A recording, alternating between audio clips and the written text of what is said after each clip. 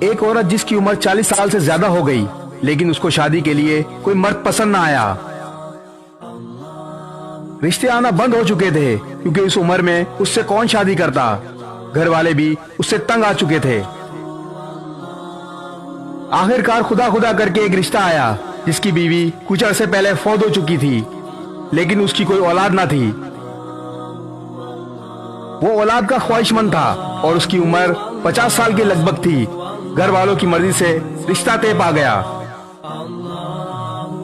شوہر نے بہت محبت دی، شروع کے دن اچھے گزرے، پھر شوہر کو اولاد نہ ہونے کا احساس ستانے لگا۔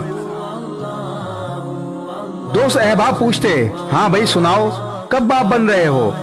محلے والی عورتیں اس عورت سے سوال کرتی، کیا کوئی امید لگی؟ وہ دونوں جانتے تھے کہ اب اس عمر میں اولاد کا ہونا آسان نہیں، لیکن دونوں نے سر توڑ کوششیں شروع کر دیں۔ کبھی کسی ڈاکٹر کے پاس، کبھی کسی حکیموں کے پاس، تو کبھی کسی دربار جاتے رہے لیکن کچھ حاصل نہ ہوا۔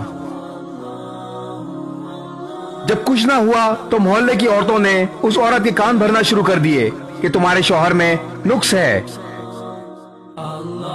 ادھر شوہر کے دوستوں نے بھی اس کے کان بھرنا شروع کر دیے کہ تم بانجھ عورت بحال آئے ہو۔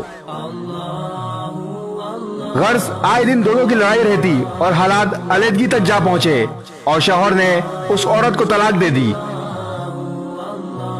بیوی روتے پیٹتے میکے چلی گئی۔ کچھ دن ٹھیک گزرے، پھر بھائی بھابھیوں نے تانے دے دے کر اسے ذہنی مفلوج کر دیا۔ ان سب باتوں سے تنگ آ کر ایک دن اسے دریا میں چھلانگ لگا کر خودکشی کر لی۔ ادھر شوہر کو دوست و احباب نے تانے دے دے کر ذہنی مفلوج کر دیا، تم نامرد ہو اس لیے تمہاری بیوی تمہیں چھوڑ کر چلی گئی۔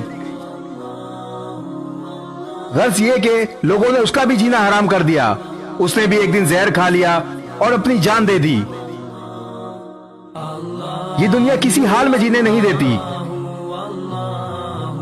عورت اور اس کا شوہر لوگوں کی باتیں سن سن کر اپنے سر پر سوار کرتے چلے گئے اور علیحدہ ہو کر جانیں بھی گنوا دیں۔ اولاد کا ہونا امر خدا بندی ہے، خدا چاہے تو کسی عمر میں بھی اس نعمت سے نواز سکتا ہے۔ انسان کو چاہیے کہ اپنے دماغ سے سوچے، لوگوں کی باتوں پر کان نہ دھرے۔ آپ کے غلط الفاظ انسان کے دل پر وہ اثر کر جاتے ہیں جو کوئی تیر یا گولی بھی نہیں کر سکتی۔ اگر یہ بھی آپ سوچیں گے کہ زمانہ کیا سوچے گا تو پھر زمانہ کیا سوچے گا۔ اس ویڈیو کو شیئر ضرور کریں، ہو سکتا ہے آپ کے ایک شیئر سے یہ بات کسی کے دل میں اتر جائے۔